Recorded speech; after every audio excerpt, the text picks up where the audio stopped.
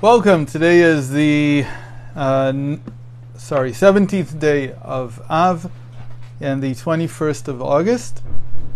We're going to be looking at the fourth reading of Eikev, which starts in Deuteronomy chapter 10, verse 1, and ends in verse 11. 11 verses altogether.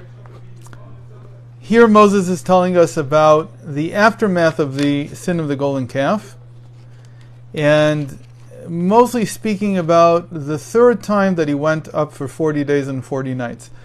Now, we'll spend some time talking about that, about the chronology, and we'll also talk about verse 4, which mentions one of the topics I've talked about in the past, the inscription of the Ten Commandments on the second set of tablets.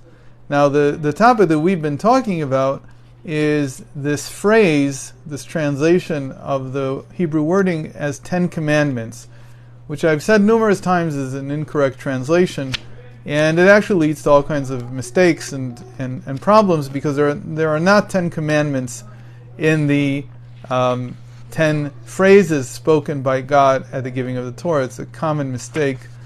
There's a reason for this mistake. It's not completely unfounded, but I don't know of any reckoning that comes up specifically with 10 commandments from the words that God spoke. We talked about earlier in the week about the difference between the first set of tablets and the second set of tablets.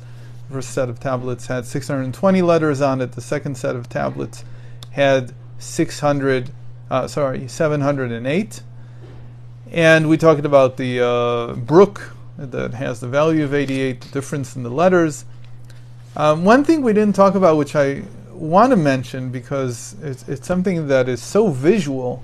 It's one of these things that if you don't think about it, it's very hard to catch it. But we always think of these. First of all, what do these two tablets look like? So the Christian rendering has nothing to do with reality. The Christian rendering has turned it into something that has a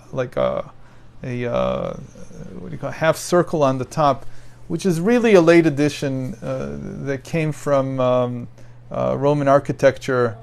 There's no connection to reality. The tablets were two tablets that, when put together, created a perfect cube of 6 cubits on each side.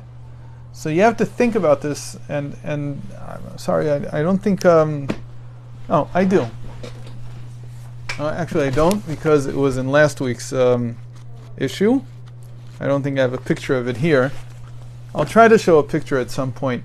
But imagine, again, a cube, a perfect cube, that's now split. You can split it wherever you want. It doesn't matter. You'll get the same thing. So then you have like two tablets. If you take one half of this cube and you put them side by side, so you'll have two exactly square tablets. They're not taller than they are wide, the way that they're always pictured.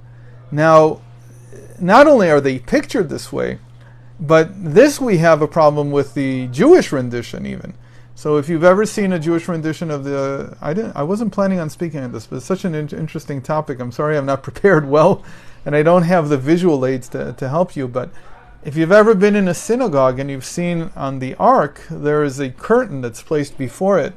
And so there's usually embroidered on it, many times the two tablets are embroidered on it. But the way they're embroidered is that you see them being meaning that together they form a square. But that's incorrect, because they show that the writing is on the narrow side, which is really the depth of each one of the tablets. The way to see the pictures, these tablets, to picture them, is as two squares side by side. And each square is exactly a perfect square. It's just half the width of the depth is half the width and the height of each one of these squares. So even in the Jewish rendering, it's wrong. So the Rebbe was once asked this, why do we picture it this way? So he said, apparently what we're doing is we're looking at it from the side. We're looking at it from the profile. And if you cut this cube in half, then you will see that there are two half-sized tablets. But the writing was not on the side, of course. The writing was on the front. So imagine this, and first of all, it's amazing how art tries to depict reality, but it can't always do it the right way, or people don't get it right for whatever the reason. So if you see today, because the Rebbe was very adamant about correcting this, if you go into a Chabad synagogue today, then you'll see the way they should be depicted. You won't see them as half width and full height. You'll see them either as two full square tablets, or you'll just see them as just one with the other, like as a cube put together. That's the way it'll be depicted, which is the correct depiction, and artistically you have to get used to this depiction. But that's not even what I wanted to talk about. What I wanted to talk about is how many letters on each one of the tablets. Now, the sages tell us that there were 5 sayings on one, which people called 5 commandments. But again, we said that's incorrect nomenclature. So there were 5 on one side and 5 on the other. But if you look back to Parshat Va'etchanan, to the 6th reading, where we, the 4th reading, where we read the so-called 10 Commandments, then you'll see that they're completely lopsided. The first 5 sayings have about 80%, 85% of the letters of the 708.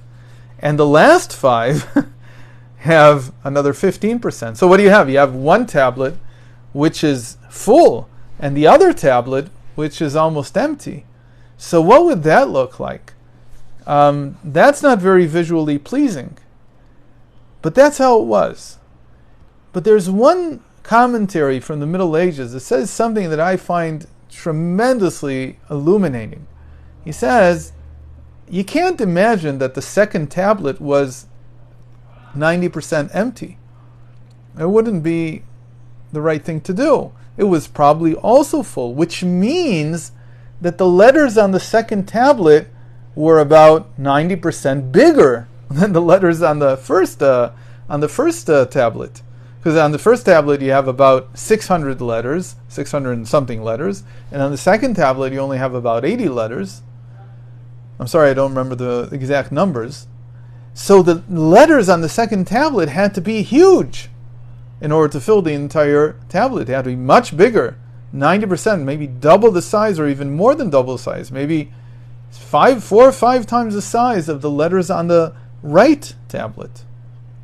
What's on the left tablet? On the left tablet, we have all the commandments that are between man and his fellow man. They are the ones that start with the 6th commandment: you must not murder, you must not commit adultery, you must not steal, you must not bear false witness against your fellow man, you must not desire your fellow man's wife, nor may you desire your fellow man's house, his field, his bondman, his bondwoman, his ox, his donkey, or anything else that belongs to your fellow man. So these are only about 80 letters, and they're huge compared to I am Havaya, your God, who took you out of Egypt. You should have no gods over me. You should not make an idol. Keep the Sabbath and respect your parents.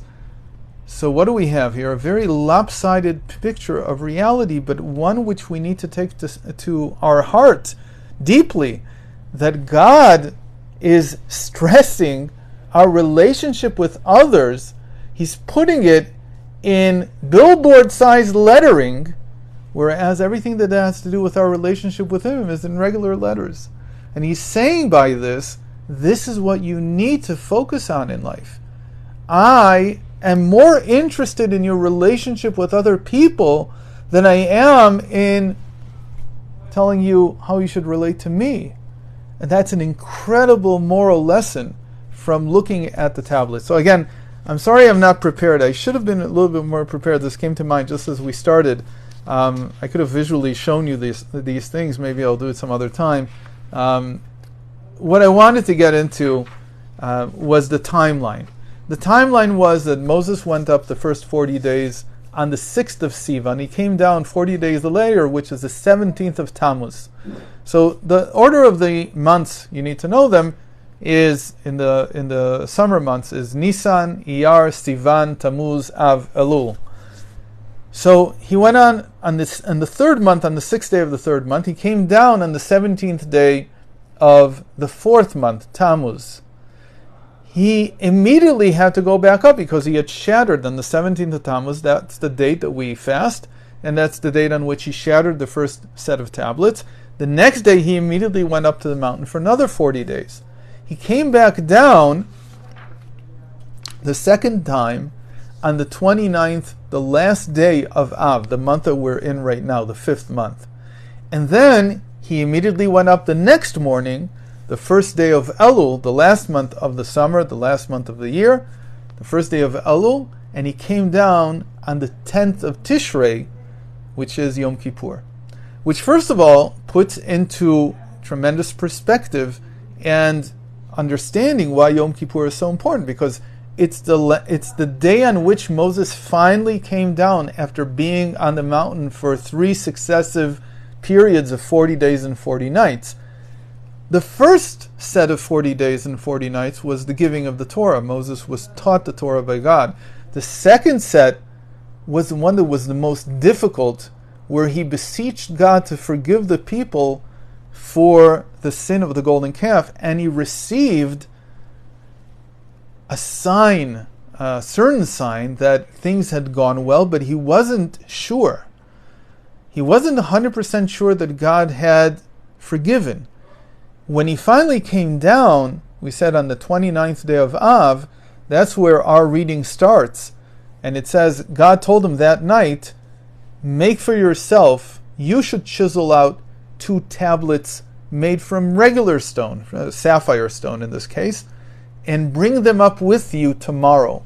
Meaning on the first day of Elul, that's when Moses brought his man-made sapphire tablets up to the mountain, and then God inscribed on these tablets the second set of the and now I'm going to call it by the name that I prefer, which is the Decalogue.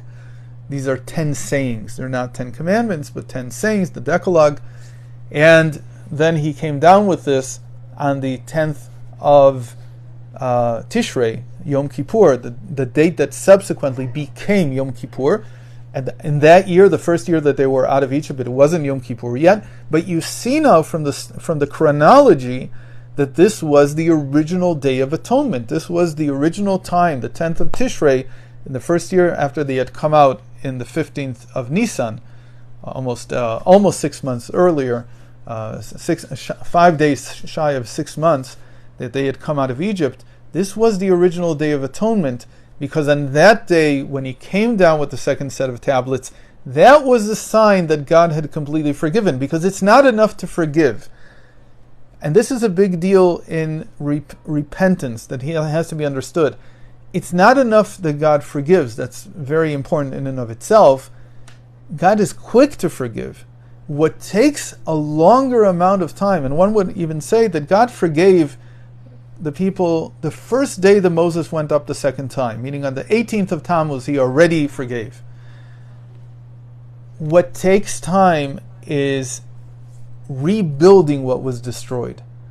Think about a relationship with someone else. If one person has done the other person harm and they ask for forgiveness, it's probably that, especially think about a couple, that one of the couple has done something terrible, and they come and they say, look, I really regret it, and so on. A person, the spouse could probably forgive them right away, but to rebuild the relationship, to make it like it was before, takes a long, long time. The same thing is true medically with our bodies. If we've been in an accident or we're sick in some way, God forbid, whatever it is, to stop the damage is usually easy. The problem is recuperating, and especially if it's a bad accident or it's a disease that's wreaked havoc on the body, it can take sometimes years to rebuild what there was before. And so this is the most important part. And so the atonement on Tishrei, with Moses coming down with the second set of tablets, is a sign that the forgiveness is complete, because now they have again a set of tablets that contains the Decalogue. So with this we'll end today. I'm sorry that, again, I wasn't prepared enough. I hope you were able to follow the oral explanation without seeing the visual aids, and hope you can join me tomorrow. All the best.